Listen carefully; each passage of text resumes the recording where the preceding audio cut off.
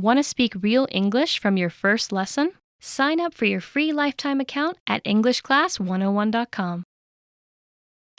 There are a lot of people working to learn another language, but there are also a lot of people who grew up speaking 2 or more languages without even thinking about it. If you're able to speak 2 languages, you're bilingual. If you can speak more, you're multilingual. In many countries, being bilingual or multilingual is normal or even expected. But in some countries, people grow up speaking and learning 1 language. If you speak 1 language, you're monolingual. So, what can monolinguals learn from bilinguals or multilinguals? This video will look at what it's like to be comfortable in 2 or more languages. Here are 6 pieces of information relating to bilingualism and multilingualism that you can use in your language learning. First, bilingualism and the brain. How does being bilingual or multilingual affect the brain? Do you dream in both languages? Do you see subtitles in your head for the other language as somebody's talking? The answers to questions like these are different for everyone. Some people may dream mostly in the language they're most comfortable with, and occasionally in another language. Some people may be able to effortlessly move between the languages they know, while others may get stuck from time to time. These are all normal parts of knowing more than 1 language. People who were exposed to another language since birth may have certain advantages in language acquisition over monolinguals. They may already be familiar with certain sounds and sound combinations that monolinguals are not familiar with. As a language learner, you're probably quite familiar with this. If you've already mastered a language and have decided to start learning a new one, you're probably going to unconsciously make connections to words in different languages. You'll think to yourself, this word has the same vowel sound as another word I know, so it should sound pretty similar. When it comes to studying things like new vocabulary words and grammar, however, monolinguals, bilinguals, and multilinguals all need to spend time learning and memorizing. So in your own learning, don't be discouraged by people who speak your native language and your target language. They may have had a totally different learning experience than you. Consider your language studies, not language abilities. Second, language mistakes and confusion. You may be wondering if bilinguals ever confuse languages in their heads. Generally, people who are fluent in multiple languages can separate the languages mentally.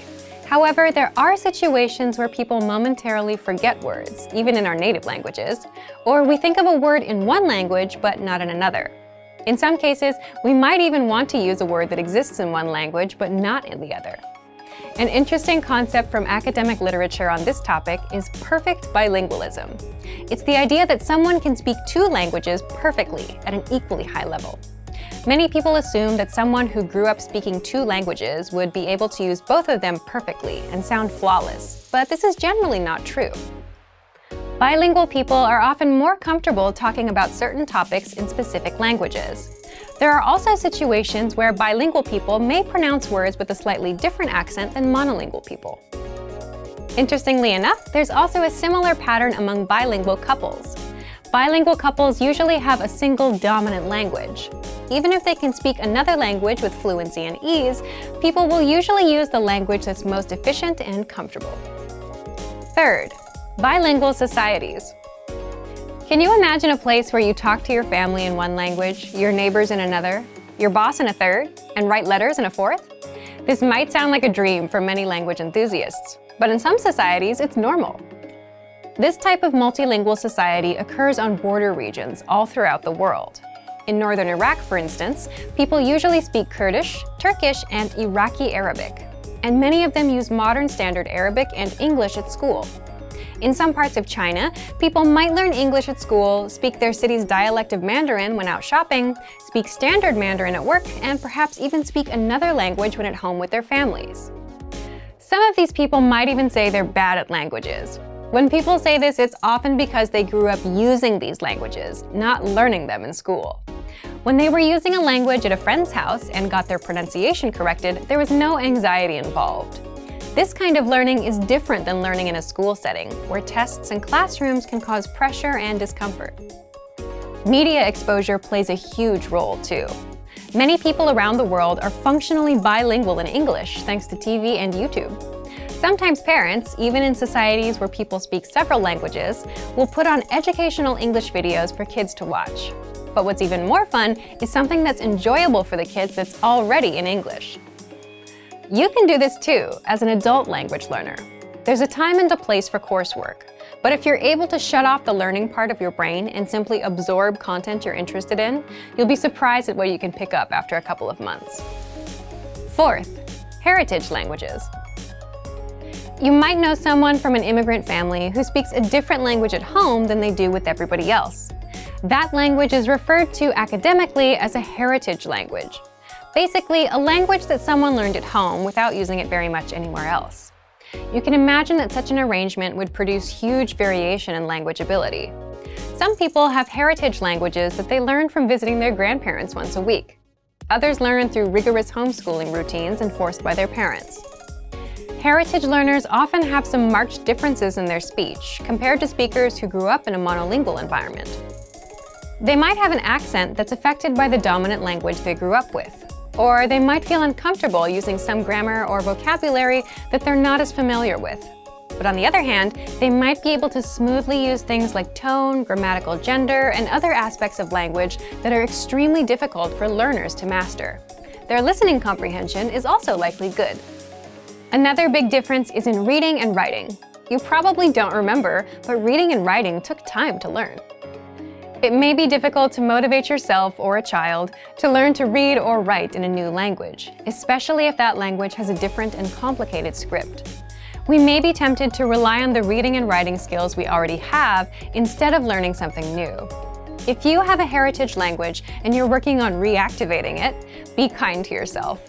Maybe you feel like you should know how to read or write in your heritage language, but you don't. And that's okay. You can work on building those skills as any other language learner would. A great way to build literacy is to read text with audio that you can listen to at the same time. You can use the lesson notes from our language learning program or watch videos with subtitles. This is easy to do from the comfort of your home. Fifth, gaining fluency in a second language.